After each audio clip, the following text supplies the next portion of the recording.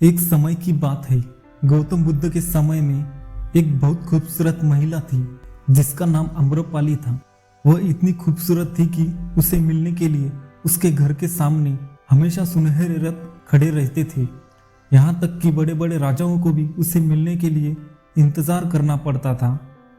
वह एक वैश्या थी, इसलिए लोग उन्हें नगर वधू कहते थे, जिसका मतलब पूरे शहर की पत्नी। लेकिन वह इतनी अमीर हो गई थी कि वह एक राज्य खरीद सकती थी, लेकिन अंदर ही अंदर उसे उस शरीर के साथ बहुत पीड़ा झेलनी पड़ी। वह एक खूबसूरत आत्मा भी थी, लेकिन वो एक सच्चे प्यार के लिए तरस रही थी। एक दिन वह अपने छत पर खड़ी थी और नीचे से बौद्ध भिक्षु जा रहे थे।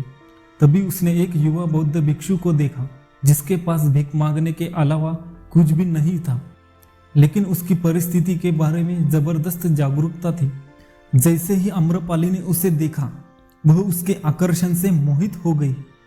वह उसके पास पहुंची और कहा कि हे भिक्षु, कृपया मेरे घर पर मेरा भोजन स्वीकार कर लीजिए। और भिक्षु ने उसका भोजन परोसने के बाद उसका निमंत्रण स्वीकार कर लिया।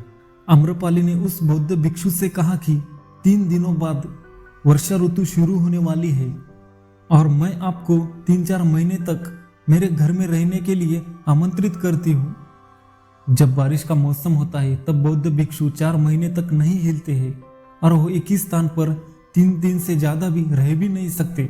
तब भिक्षु ने उत्तर दिया, मैं अपने गुरु से पूछूंगा कि क्या तुम्हारे साथ रहने के लिए मुझे परमिशन दी है।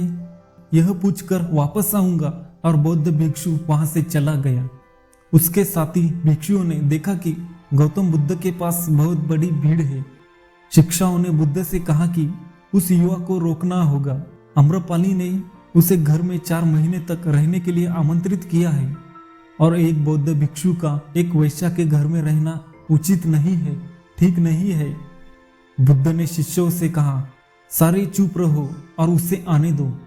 युवा शिष्य ने आकर बुद्ध के पैर छुए और उनसे पूरी कहानी बताना चालू कर दिया कि एक महिला ने मुझे वर्षा ऋतु के 4 महीने के लिए घर में रहने के लिए आमंत्रित कर लिया है।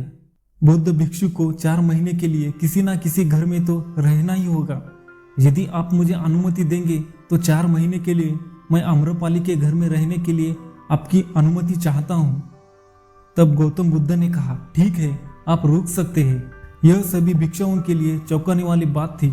वहां मौजूद हजारों भिक्षुओं को विश्वास नहीं हो रहा था कि गौतम बुद्ध ने एक भिक्षु को एक वैश्या के घर में रहने के लिए अनुमति दी है। और सारे भिक्षु खड़े हो गए और कहा कि यह सब ठीक नहीं है। इस युवक के लक्षण ठीक नहीं लग रहे हैं, झूठे लग रहे हैं। वह कहता है कि एक महिला है, लेकिन वास्तव में एक महिला नहीं है, वह एक वैश्या है और उसने उसे आमंत्रित किया है। तब गौतम बुद्ध ने कहा, वह एक महिला नहीं है और एक वैश्या है, यह मैं जानता हूँ, क्योंकि उसने एक वैश्या शब्द का प्रयोग नहीं किया है, इसलिए मैंने उसे वहां रहने के लिए अनुमति दे रहा हूँ। उसके मन में उसके लिए प्रति सम्मान है। 3 दिन बाद युवा भिक्षु अम्रपाली के साथ रहने के लिए चला गया और बाकी भिक्षु फिर से गपशप करने लगे। बुद्ध ने उनसे कहा कि आपको चुप रहना चाहिए। 4 महीने बीत जाएंगे और मुझे अपने साधु पर पूरा भरोसा है। मैंने उसके आंखों में देखा है, वो उस वैश्या को जरूर बदल देगा। अगर भिक्षु का ध्यान गहरा है और अगर उसका ध्यान गहरा नहीं है तो वैश्या उसे बदल सकती है।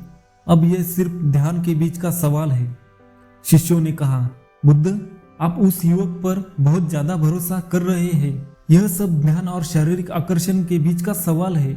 बस 4 महीने तक इंतजार करें। इसके बावजूद शिष्यों ने सोचा कि इस युवक का मन बहुत छोटा है और अम्रपाली बहुत सुंदर है और वो वैसे भी एक अनावश्यक जोखिम ले रहा है। 4 महीने बीत गए और 4 महीने के बाद भिक्षु आ गया और उन्होंने बुद्ध के पैर छुए। इसके बजाय उन्होंने मुझे आश्वस्त किया और भिक्षु को पीछा करते हुए अम्रपाली भी आई। उन्होंने भी बुद्ध के पैर छुए और कहा कि हे बुद्ध, मैंने इस भिक्षु को बहकाने की पूरी कोशिश की, परंतु तुम्हारे शिष्य बिल्कुल ही नहीं बहके।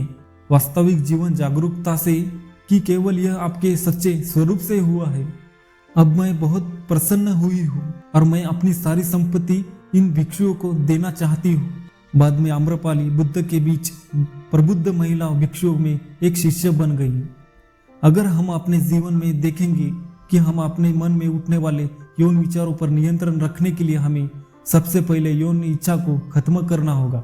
लेकिन हम यौन इच्छा को खत्म करने के बजाय उसमें लुप्त होकर अपनी इच्छा को संतुष्ट करना शुरू कर देते हैं, क्योंकि हमारे मन पर नियंत्रण नहीं है। और यही एक कारण है कि कई युवा लोग हमारे प्राकृतिक यौन जीवन हस्तमैथुन तक करना शुरू कर देते हैं, लेकिन वो भूल गए कि क्रूर वीर्य हमारी ऊर्जा है। जीवन में किसी भी क्षेत्र में आज तक जितने भी महान व्यक्तियों ने महानता हासिल की है, उन्होंने अपने वीर्य को संरक्षित करने के लिए मानवीय ऊर्जा को संरक्षण करके महानता हासिल की है। आपको अपनी यौन इच्छा को दबाने की नहीं, बल्कि ध्यान और भलाई के माध्यम से इसे खत्म करने की जरूरत है। इच्छा करें, लेकिन ध्यान और अच्छे विचारों के साथ खत्म करें। और यदि आपका ध्यान मजबूत है और यदि आपका मन अपने मन पर नियंत्रण नहीं है, तो आप अपने मन में उठने वाले यौन विचारों को आसानी से नियंत्रित कर सकते हैं। वीडियो लास्ट तक देखने के लिए बहुत बहुत धन्यवाद।